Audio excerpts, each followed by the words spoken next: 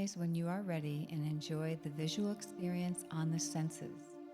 Allow Master DK's words to become yours as we journey with him as he shines his light on the senses.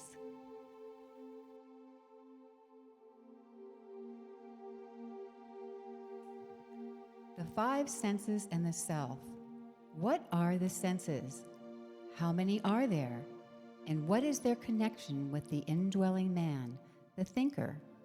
These are questions of vital moment, and in their due comprehension comes the ability wisely to follow the path of knowledge.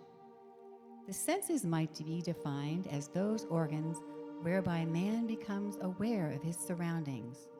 We should perhaps express them not so much as organs, for after all, an organ is a material form, existent for a purpose, but as media whereby the thinker comes in contact with his environment.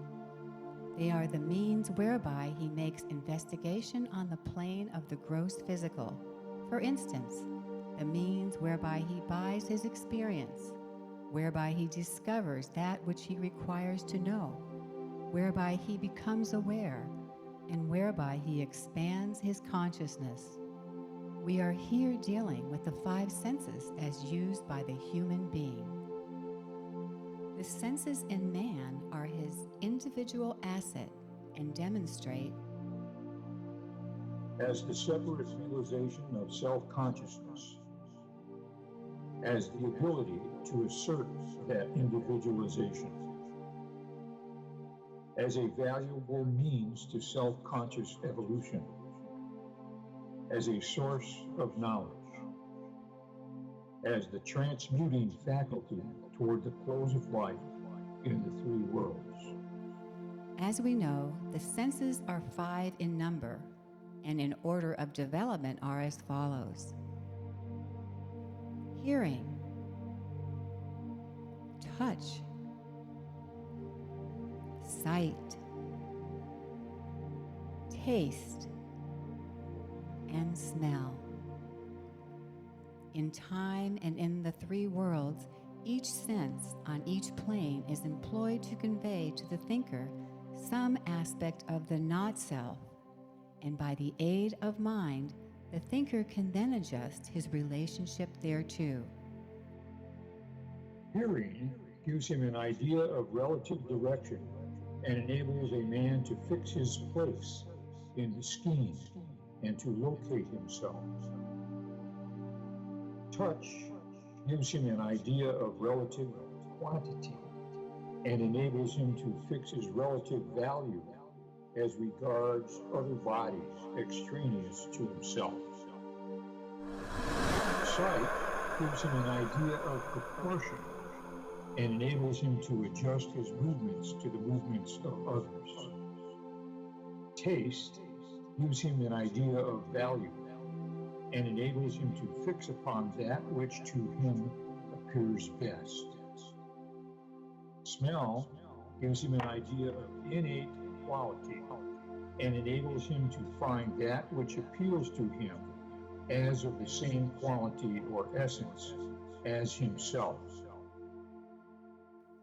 In all these definitions, it is necessary to bear in mind that the whole object of the senses is to reveal the not-self, and to enable the self, therefore, to differentiate between the real and the unreal. In the evolution of senses, hearing is the first vague something which calls the attention of the apparently blind self, to another vibration, to something originating outside of itself, to the concept of externality. When sound is first contacted, the consciousness, for the first time, becomes aware of that which is without. But all that is grasped by the dormant consciousness by means of this one sense of hearing is in fact of something extraneous to itself and of the direction in which that something lies. This apprehension in course of time calls into being another sense, that of touch. The law of attraction works. The consciousness moves slowly outwards towards that which is heard, and when contact is made with the not self, it is called touch. This touch conveys other ideas to the groping consciousness, ideas of size, of external texture, and of surface differences. The concept of the thinker is thus slowly enlarged. He can hear and feel, but as yet knows not enough to correlate nor name. When he succeeds in naming, he has made a big stride forward. Sight follows on this, the third sense, and the one definitely marking the correlation of ideas or the relation between. It parallels the coming of the mind, both in time and function. We have hearing, touch or feeling, and then sight. In connection with the correspondence, it is to be noted that sight came in with the third root race in this round, and that the third race saw also the coming of the mind. The self and the not self were immediately correlated and coordinated. Their close partnership became an accomplished fact, and evolution hastened forward with renewed impetus. As regards taste and smell, we might call them minor senses, for they are closely allied to the important sense of touch. They are practically subsidiary to that sense. In all these perfections of the senses is seen the awareness of the self and the graded process of identification, utilization, manipulation, and final rejection of the not self by that self who is now consciously aware. He hears the note of nature and that of his monad. He recognizes their identity, utilizes their vibration, and passes rapidly through the three stages of creator, preserver, and destroyer.